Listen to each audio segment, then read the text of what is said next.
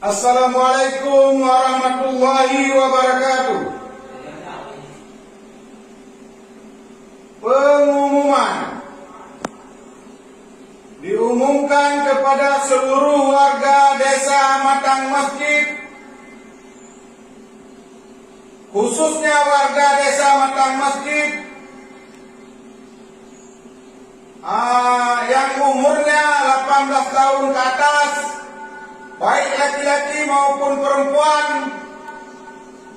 untuk sama-sama kita datang ke Puskesmas Blangasan melakukan vaksin. Jadi urung ron memandung, long selaku kepala desa mengharapkan untuk sama-sama nejak vaksin bak Puskesmas Blangasan Pesangan.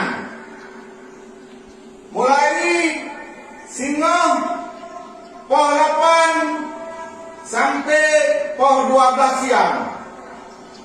Bila urang-urangnya anak nejak vaksin, sewaktu-waktu bila ke sertifikat vaksin oleh pemerintah, nyo di luar tanggung jawab lo. Karena sertifikat vaksinnya akan berguna ke depan dalam pengurusan administrasi lo di kampung dan di kecamatan, terus sampai ke provinsi. Dan dengan sertifikat vaksinnya drone singa perle baik nyuruh SIM maupun keperluan surat-surat yang lain. Lo harap kepada urang drone memandung supaya bek takut dengan vaksinnya, karena long sendiri kepala desa Matang Masjid beserta perangkat desa Matang Masjid kalau kamu melakukan vaksin tanggal 7 Juni 2021. Jadi singkatnya ulang kepada seluruh warga desa Matang Masjid mengenai vaksin.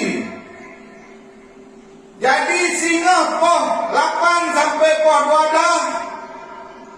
12 nyo nejak suntik vaksin di Puskesmas Pesangan. Anak payang di Bayu Sapu, cuma nene fotokopi KTP. Bila anak nejak vaksin lampadung murahnya, karena nyo vaksin gratis, singa bila ada anak sertifikat nejak vaksin payah di Bayu lebih kurang sekitar 800 ribu per jiwa. Bila ada anak dia vaksin dalam masa gratisnya, maka ke depan drone harus disediakan uang untuk membayar vaksin lebih kurang 800 ribu rupiah. Bila memang anak divaksin,